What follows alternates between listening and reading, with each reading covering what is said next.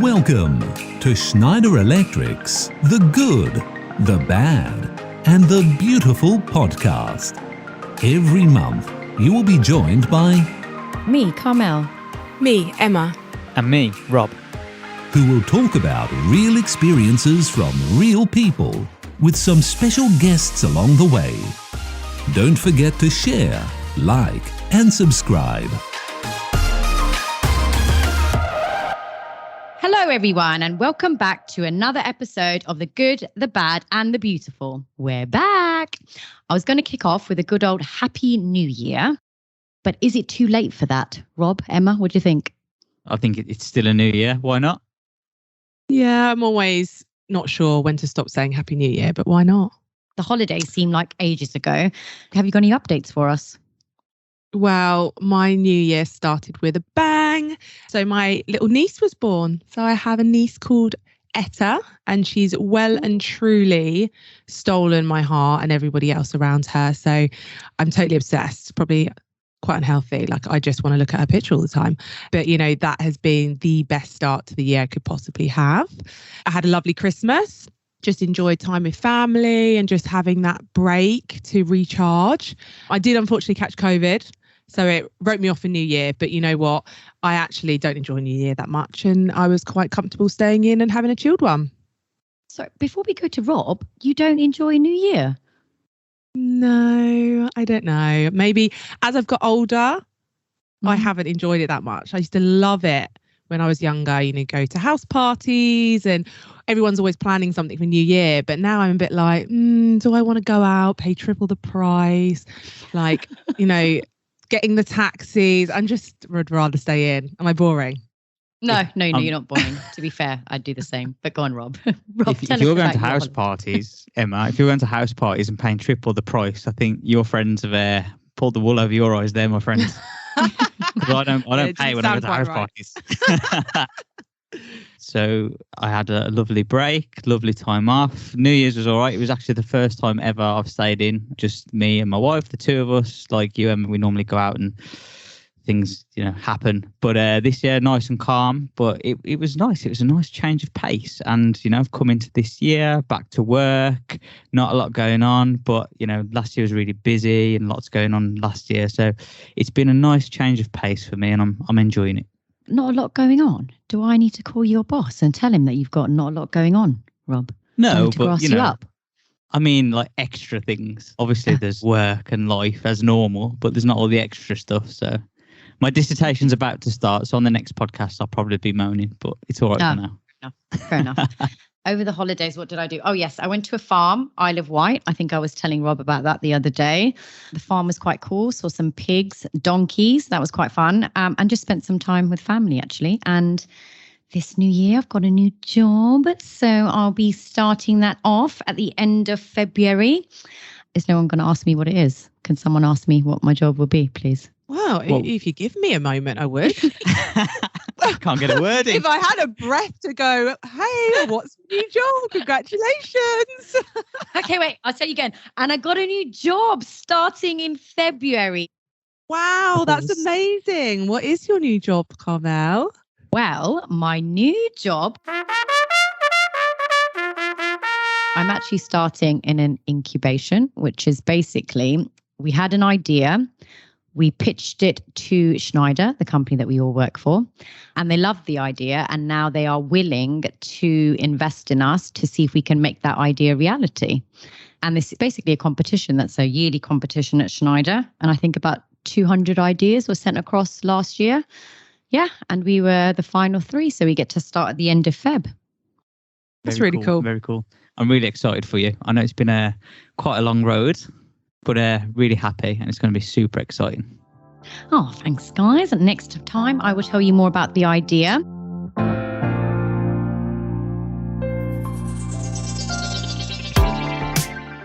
So, as we like to always kick off with a bit of well-being, mental health, do you guys know anything about this Blue Monday? I do. So it's the 3rd Monday of January. That has been deemed to be the most depressing day of the year. The holidays are over. The days are short. It's cold. I'm currently dieting. So it's absolutely a very difficult time of year. So You're dieting? Yeah. We'll come back to that. Go on, sorry. I don't want to talk about it. Okay, fine. But, so the only people I know actually that are in a good mood at the moment are the people who are ski enthusiasts and they keep talking about their skiing plans. But that just makes the rest of us feel a bit worse. But have no fear, because Blue Monday was actually made up by a travel company back in 2004. So let's not get too bogged down by the concept. Made up by a travel company, what, to encourage people to be like, right, don't be miserable at home, let's go on holiday, like that type of thing? Well, it's That's supposed to be genius. based on some kind of, assessment and things like that. But yeah, it's a pretty new concept, and obviously there's no real science behind something like that. I mean, one depressing day in a year, come on.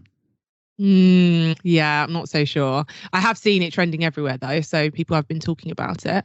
But I'm a bit of a blue January in a hole.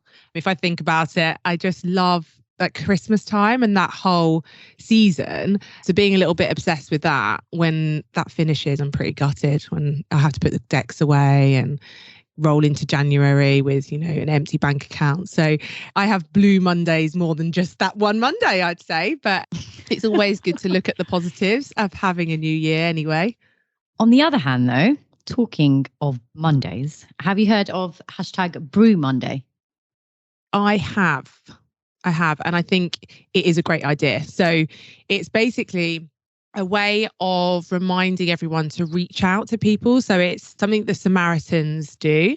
And you reach out to, I guess, friends, colleagues, neighbours, whatnot, for a cuppa. And the idea is that you catch up with people you care about, which is perfect for us and, our podcast catch ups. So, really, there is no such thing as one depressing day for everybody. We all have our good days and bad days. So perhaps the whole Brew Monday hashtag could be something that you take from one week to the next. I could not agree more. I have my cup of tea with me here now, and I'm fully on board with Brew Monday, even though it's technically Tuesday. But that can stay between us. You don't need to tell anyone now. Please. I'm all about honesty, open and honesty. I say how it is. I did have a little bit of a look online about Brew Monday, before we got together. And what I really loved about it is that it really highlighted listening skills as well. So, we can sometimes get worried about having to give advice or giving the right advice and maybe not always knowing what to say in a situation. But the way the Samaritans have written about it is they've put real emphasis on just really putting ourselves in a position to listen and take on board what others are saying, not feeling that pressure to give advice, or sometimes identifying your own experiences relevant to what someone else is going through, because actually it can be counterproductive a lot of the time. That's so good to hear, actually, because sometimes I actually stop myself from calling someone, like maybe someone's going through something, just because sometimes I think, but how can I make them feel better? Maybe they just want to be on their own. But hearing that, listening can just have an impact, just being quiet and listening to what they have to say, and maybe just asking the right questions. I think, yeah, okay, I will try that. Yeah, so I think it's extremely therapeutic to just offload to people. So if someone is just there to listen, you can actually feel much more relaxed and less stressed once you've had those conversations, and vice versa.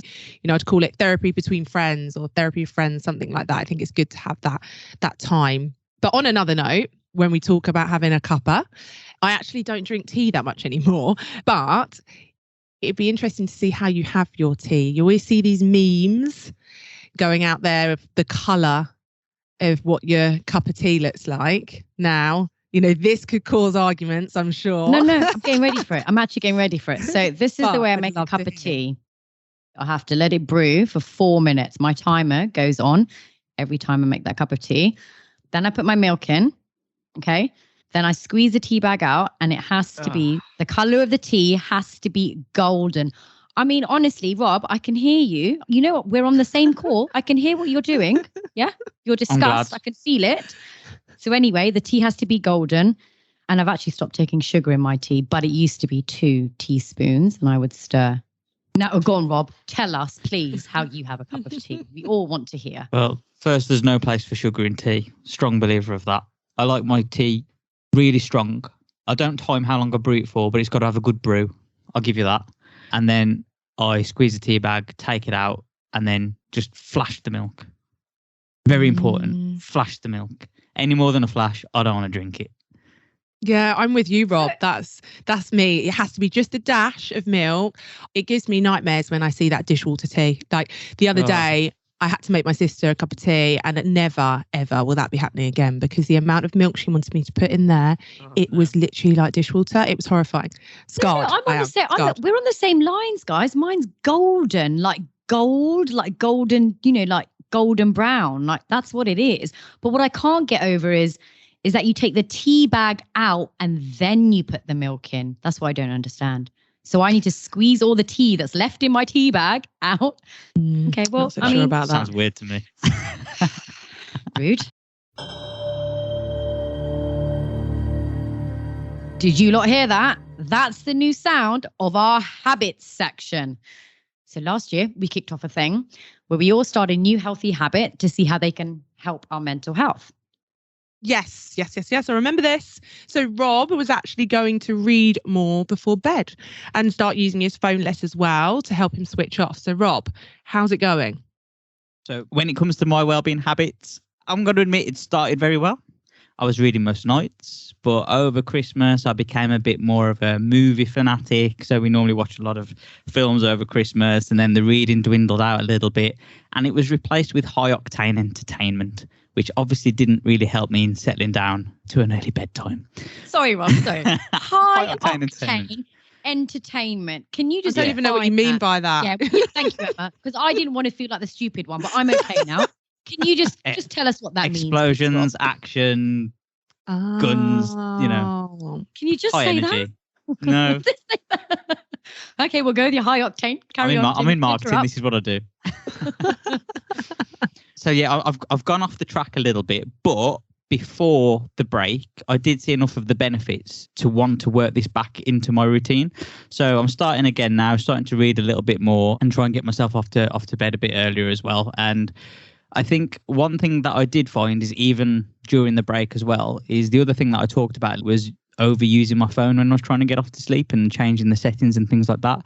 Now that has actually stuck around. So I've changed like the settings on my phone. So as I get into the evening, my phone screen goes darker as well. And I'm being much stricter in terms of like putting my phone in my top drawer or flipping it over when I'm trying to get to sleep. So I'm not checking that as much.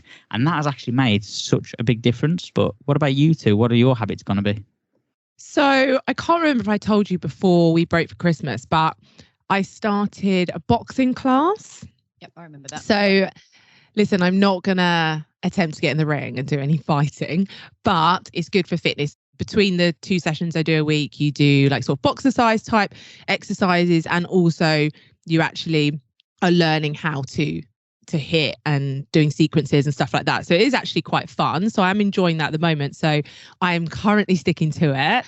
But I also wanted to start reading, which I did, but I have been a little bit slack. Again, it's just I'm preoccupied with TV series basically, and getting hooked on that to stop and then read. So I really need to be a little bit more militant with myself, switch off earlier before bed, read for at least like 30 minutes or something. I just need to persevere. So I will be very much looking for any book recommendations as well.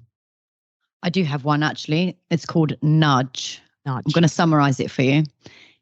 It's basically helping you manipulate other people. No, just joking. It's helping you influence people around you, and a lot of the time it's got to do with bad habits, but it's just certain things that you can say or do in their company instead of the don't do that. So have a read through that, and I've got it here in front of me, and then maybe we can discuss it on the next podcast. I started Reformer Pilates, so I don't know how many of you know about Reformer Pilates. Basically, it's Pilates using machines, okay? And they pull you and they stretch you, and my body was hurting for 2 to 3 days afterwards. I actually took my mum, who's 75. I take that back. I hope she's not listening. My mum, who's 68.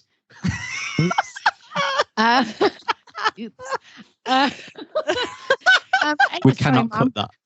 Sorry, Mum. I took her. Next day, she was fine. She's like, "What are you going on about, Comet?" I was like, "Are you joking?" She was like, "Yeah, you just need to, be a bit more active." I literally stared at her. I was like, "Oh my God, yeah." So it's going to be Reformer Pilates. And I am signing up to do triathlon, which I will be swimming, I think it's 1,500 meters. but I'm not doing the whole thing. So I'm doing like the lazy person's version. So I'm just like the relay, you see. So I'll do the swimming, then I'm going to get someone to do the cycling, and then I'm going to get someone else to do the running. I just need to find those 2 other people. So if you know of anyone, Rob and Emma, let me know. Okay? I've already politely declined my invitation. Okay. Good luck and all the best in your search. Yeah, all the best. I'll be your cheerleader on the side. I don't mind doing that.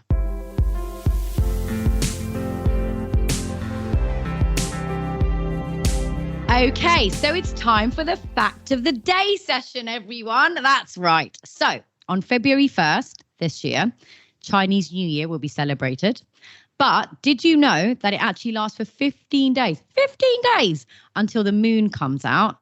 And it's called the Spring Festival, symbolizing the end of the coldest time of the year.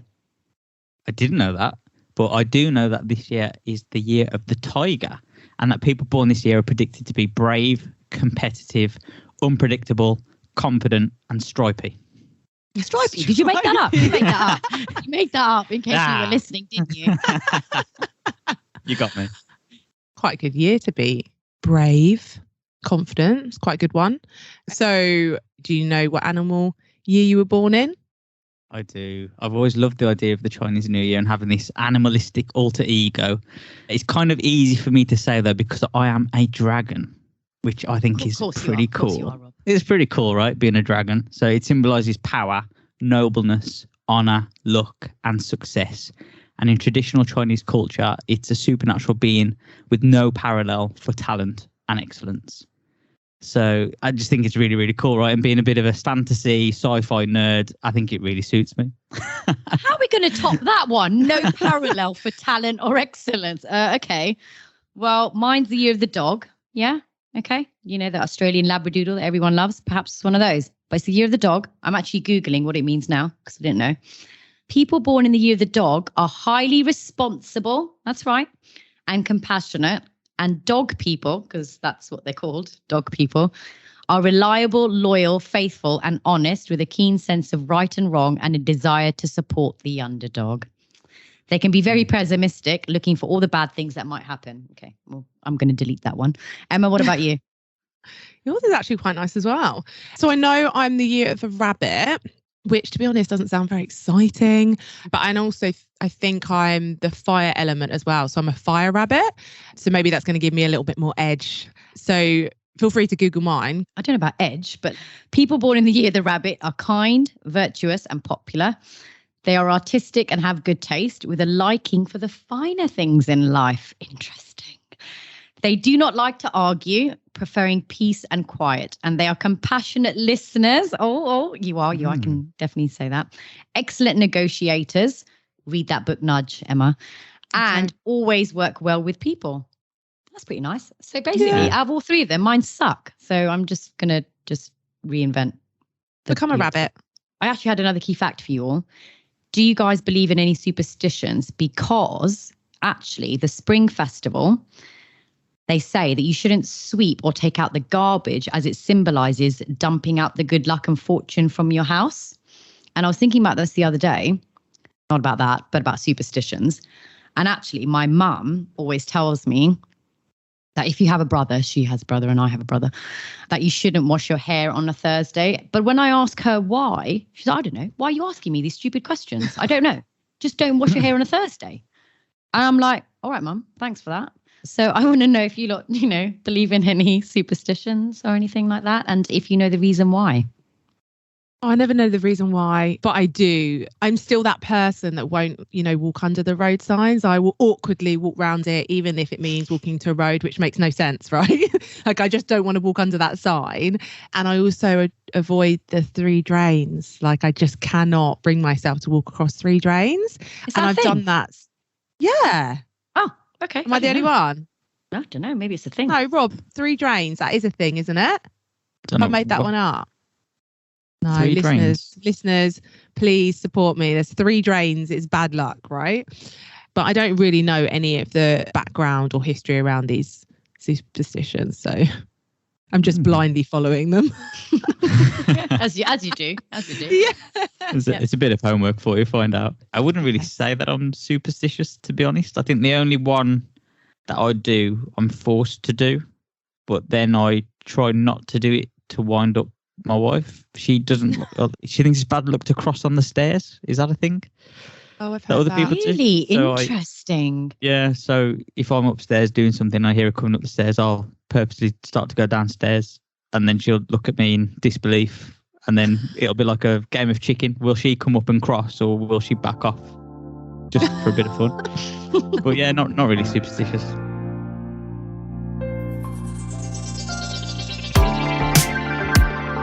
A very loose transition, I guess, from superstitions to traditions. They rhyme. That's a link, right? Oh, that's a link. That's a link. Yeah, we'll take it. So what about traditions? I'm thinking, stay with me, I'm thinking New Year's. So I wanted to ask you both about New Year's resolutions. I guess in many ways they can be a bit like well-being habits, but I actually think they're a lot broader than that, because you can look at what you want to achieve in the year. You know, you can look at personal, professional things or whatever. Have you done any New Year's resolutions this year? Do you normally do them? So I actually set them throughout the year. There's not a specific time. And some do come in December, January, you know, and they're basically things that I want to accomplish throughout the year. So for this year, for example, you know, I want to complete the incubation that I'm working in and hopefully turn that into a new company. I also want to do a triathlon, which we have already spoken about. But the ultimate achievement for me this year will be my roller disco party. That's right, everyone. Roller disco party. Amazing. But basically, so I've set them, you know, there are things that I want to achieve, things that I want to do this year. But for each of them, I kind of like put specific timelines and mini milestones, because I'm sad like that. Well, it's not. I just think it allows me to see where I am and, you know, and how close I am to get to them. So I kind of put like, by this quarter, I should do this, or by this quarter, or by this month, I should be this and here. Yeah. Yeah. Emma? I wish I was that organised. You know, setting them throughout the year, having milestones. I literally am that person that's kind of just forced by the fact that you're supposed to have a New Year's resolution, and we normally do it as a family. We will put our New Year's resolutions out there, and it's always something that I'm never going to achieve, or something stupid. And I think I just get bored and never stick to them. Or so this year I'm like moving away from having a specific New Year's resolution, and just overall, I just want to improve my well-being. So really focus on me this year. So in my professional life and in my work life, you know, taking charge of my life, taking charge of my fitness and my mental well-being. You know, life is hard. We've just been through 2 years of a pandemic. So you just never know what's around the corner. And I just want to improve myself and be the best version of myself to tackle basically whatever comes my way in the years to come. So it's very broad. So we'll see. You can tell me if at the end of the year. Pretty inspiring, Emma. I'm a better person. Yeah. I normally write some down. They're normally quite broad. You know, they have been in the past, but I think as I've got older, you have less time. So you become a little bit more focused with what you want to do. So I've started to like hone mine in a little bit. So for example, in the past, I'd have put play more guitar. You can't really measure that, or it's very loose. So this year, what I've done is I've said, right, I want to learn this song and this song, and I've written them down. And through the year, I'm going to, you know, learn to play those songs. And if I can learn some more afterwards, that'd be fantastic. But at least it puts my attention on something, and I can actually focus in on a couple of things rather than just keep playing the same 3 chords over and over again. But I think also what I've done is, a lot of people might use New Year's resolutions to like try and drastically change stuff. But I think for me, it's more about trying to focus in again on the things that are important to me and the things that I enjoy doing, and trying to put a bit more structure around that so I make time for that. Because, you know, we're all living professional lives where we have lots of commitments, things like that. And you kind of live by your diary sometimes, right? So I actually find it easier, even in my own time, when I've got certain slots set aside to get on with something, I'm more likely to do it than if I've just got a gap. Okay, cool. So to summarize, let's go through some top tips. Emma, what do you reckon? Okay, so as I said, I don't seem to set realistic goals. So set realistic goals would be my first tip. So for me, it's don't lose sight of the end goal. What's your outcome? I think on the back of that as well, I think mini targets that build up to your goal are quite good. Like if you want to run a half marathon this year, don't set out trying to run 13 miles on the first day. Try and do 2 miles by the end of month 1 or something, and then celebrate the little successes. So I would also say don't be discouraged, which is, again, something I probably need to reiterate to myself. You know, if you give up or you take a break, don't worry. if you take that time out from one of your goals, just use that experience and then start again. Yeah. And I think the last one for me is the concept of SMART goals. So something you hear a lot in professional life. I think it's got a real good place in personal lives as well, to help improve on things that you really want to do. So the concept of SMART goals is, if you're going to set yourself a goal, make sure that it's specific, it's measurable, achievable, relevant, and time bound. It's just a really useful way to set yourself achievable goals.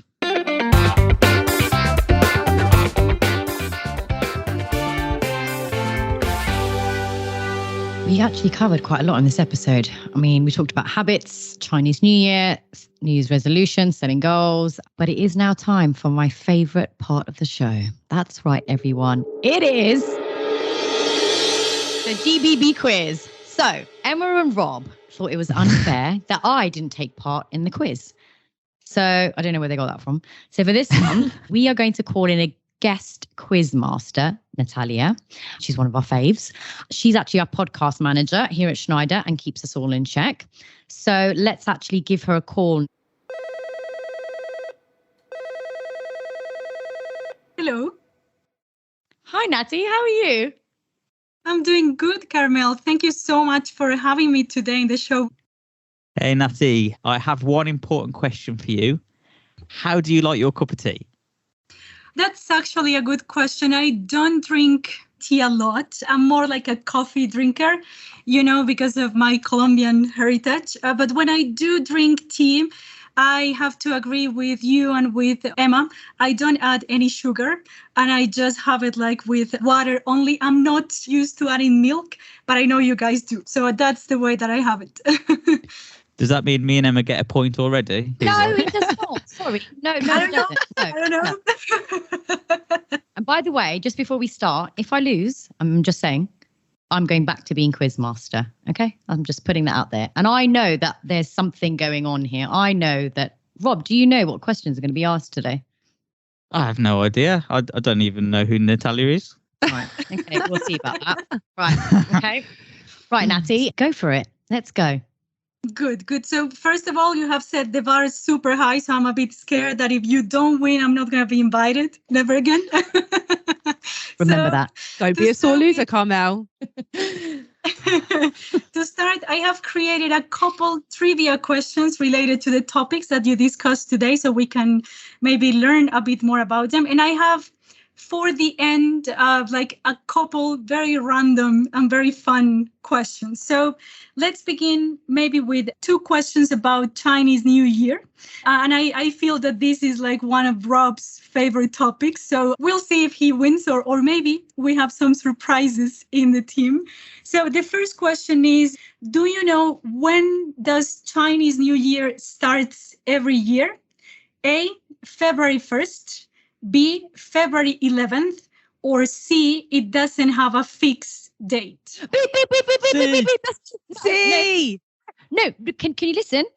That was my sound. That was my beeper, like my buzzer. No, yeah. So it's No, when I've have we We've never introduced ever done that. buzzers? Oh, it's done. So I go first. So it's me. C.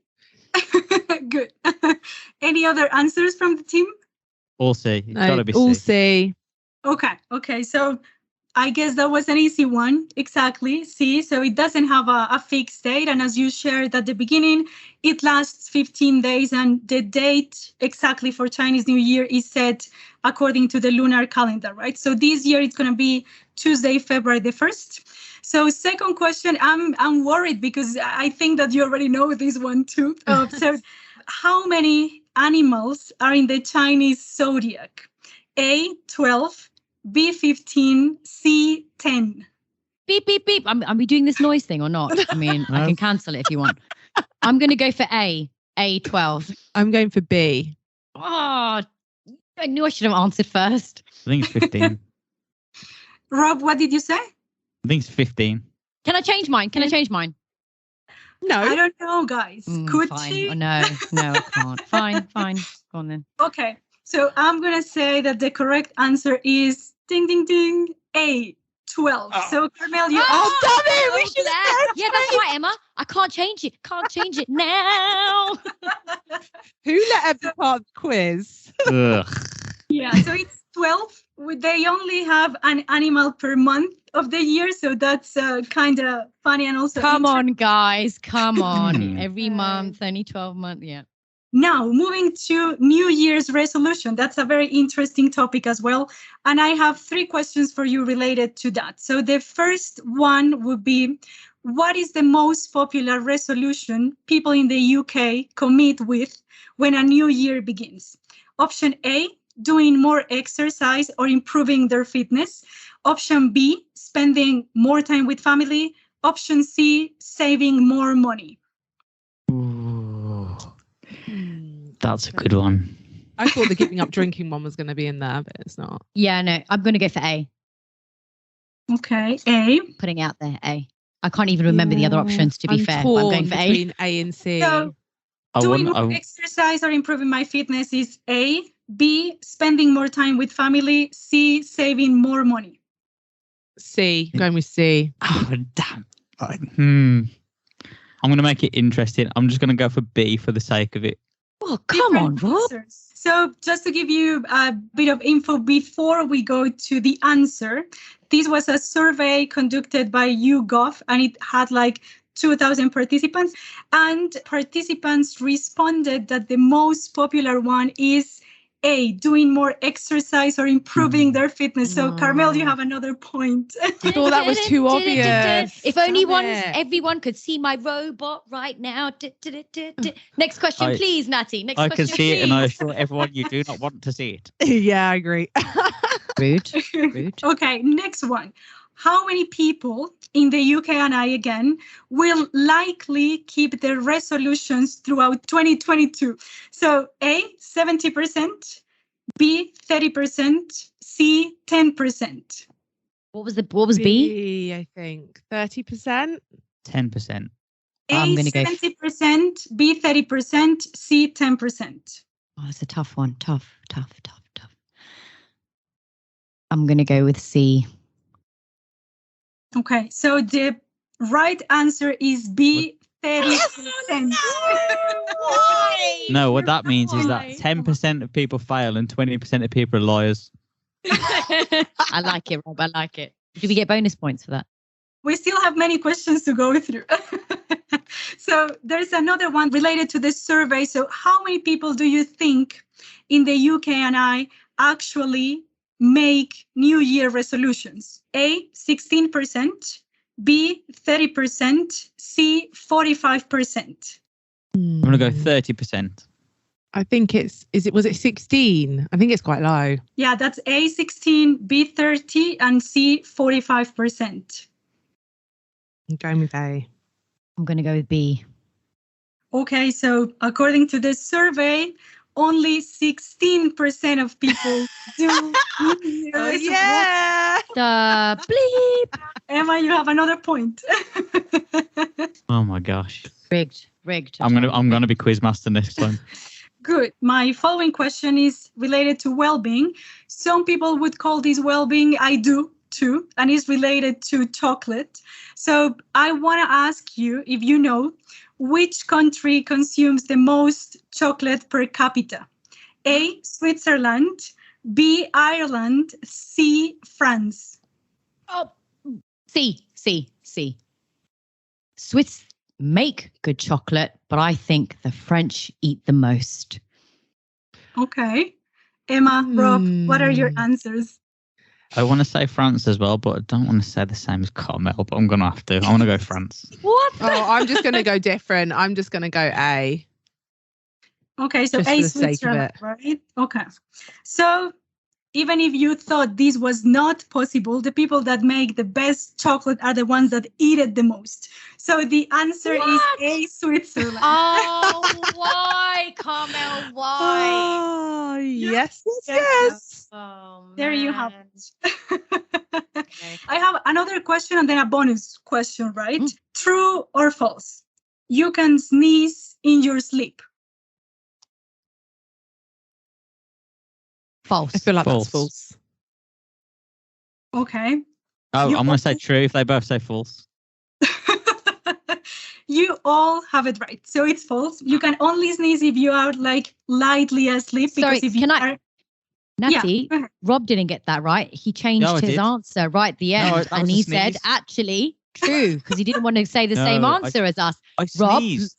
Rob, look us in the eye and Rob, no point, no point, no point. I drifted off and I sneezed. Good one. Good one. I was reading about this, and it's very funny because they say that if you are like in the REM sleep, that is the deepest layer of sleep, you can even have like a cricket like going up your nose and you wouldn't feel a thing. So it's very interesting how the body Wow. works. Thanks for that mental image. And the final one is the bonus question. I was a huge fan of it when growing up. So do you know what is Scooby-Doo's full name? A, Scooby-Doobert, B, Scoobert-Doobert, or C, Scoobert-Doo? Wow. Wow, yeah. I didn't even know have this no was a idea. thing. B. I'm going for B. Carmel has B. I'm going with C. Okay. A. Okay. So I have to say that Emma was right once again. It's C. Oh, Yes, get Doo. in there. It made When more it's your day, it's your day. Scoobert do, like Scooby do. so what was the Yeah. actual answer? Scoobert-Doo, C. Option C. Okay, so Natty, just tell us the final score, please. I mean, I love you, but just come on, just tell us the final Well, score. I have to say that the big winner is Emma. She had 6 questions right out of 8. So a big congratulations. Yes. Carmel Starting off had- the year right. Yeah. Carmel had 4 correct out of 8. So second position. And then Rob had only 2. So you are in the third place. Rob, I'm so Oh. sorry. I dear, showed up. Rob. I showed up. Oh, It's dear. the taking part that counts. Yeah, it's the taking part that counts. Don't you worry. Okay, this is Excuse me true. while I wipe a tear from my eye. So I hope Thank you you, guys Natty. enjoyed the quiz. We did. Thank you. It was such a good job. Thank you so much, Natty. It was really cool. But on that note, everyone, sad to say that it is actually time to say goodbye. So if you have any questions, feedback, or want to suggest some topics for the next episode, please do send them to thegbb@se.com. And you can find us on blog.se.com, Spotify, Apple, and your favorite podcast library. And please don't forget to share, like, and subscribe. And we'll catch you next month. Bye. The content of this podcast is for informational and entertainment purposes only. The information, statements, views, and opinions belong to our hosts and should not be construed as advice by Schneider Electric.